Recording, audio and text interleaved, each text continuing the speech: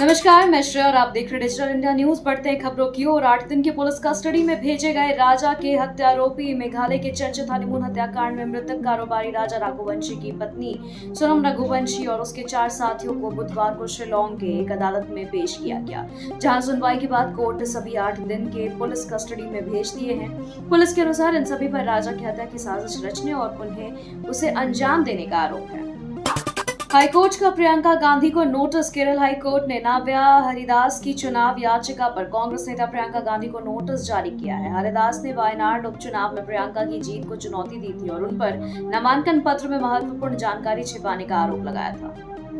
Speaker ने शुभेंदु अधिकारी के खिलाफ विशेषाधिकार प्रस्ताव किया स्वीकार। पश्चिम बंगाल में टीएमसी विधायकों ने शुभेंदु अधिकारी के खिलाफ विशेषाधिकार हनन प्रस्ताव लाया, जिसे स्पीकर ने विशेषाधिकार समिति को भेज दिया है। जानकारी के मुताबिक शुभेंदु अधिकारी ने ममता बनर्जी पर पाकिस्तान की तारीफ करने का आरोप लगाया था। वहीं इसके बाद भाजपा ने विरोध कर सदन से वॉकआउट किया।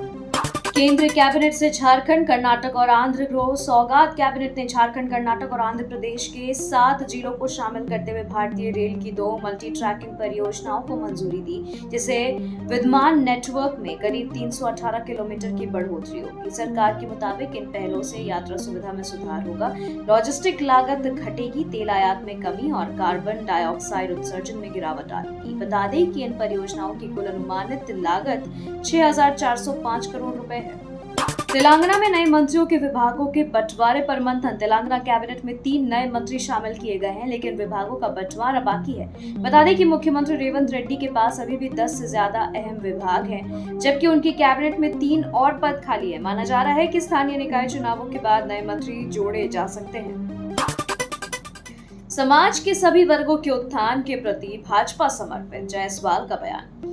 भाजपा सभी जातियों, वर्गों और धर्मों को साथ लेकर चलने पर विश्वास करती है। जी हां, जायसवाल ने कहा है कि सभी समाज के उत्थान के प्रति भाजपा समर्पित रही है। पार्टी प्रदेश अध्यक्ष डॉक्टर दिलीप जायसवाल ने ये बातें बुधवार को भाजपा प्रदेश कार्यालय में सामाजिक संपर्क अभियान के अंतर्गत आयोजित कुशवाहा समाज की बैठक में की। उन्होंने आगे जोर देकर के यह भी कहा कि कुशवाहा समाज का सहयोग हमेशा एनडीए सरकार को प्राप्त हुआ है और यह हमारे लिए अत्यंत गर्व की बात है।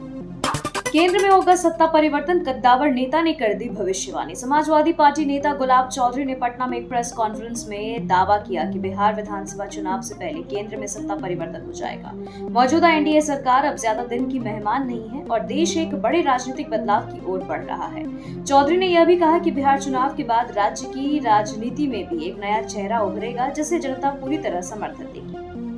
निलंबित आईएएस अधिकारी विनय चौबे के करीबी पर गिरी गाज। शराब घोटाले केस में गिरफ्तार निलंबित आईएएस अधिकारी विनय कुमार चौबे के सहयोगी ऑटोमोबाइल कारोबारी विनय कुमार सिंह भी गिरफ्तार होंगे। वे नेक्स्ट जेन कंपनी के मालिक हैं। पूरे मामले की जांच कर रहे भ्रष्टाचार निरोधक ब्यूरो से विनय कुमार सिंह को पूछताछ के लिए 2 बार समन किया गया है, लेकिन वे एसीबी के सामने उपस्थित नहीं हुए।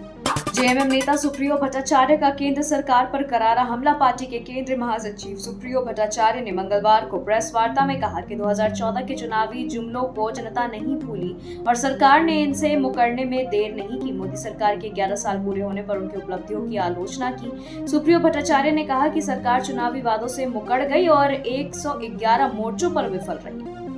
झारखंड हाईकोर्ट ने जेपीएससी को क्यों जारी किया नोटिस। झारखंड हाईकोर्ट में 11वीं जेपीएससी मेंस की मेरिट लिस्ट को चुनौती देने वाली याचिका पर बुधवार को सुनवाई हुई। अदालत ने जेपीएससी को नोटिस जारी कर उससे पूछा कि जेपीएससी सिविल सेवा मुख्य परीक्षा की उत्तर पुस्तिकाओं का मूल्यांकन नियमावली के अनुसार हुआ या नहीं। इस मामले की अगली सुनवाई 23 जुलाई को होगी। खबरों के सिलसिलों में फिलहाल इतना ही। बने रहें डिजिटल इंडिया न्यूज के साथ। नमस्कार।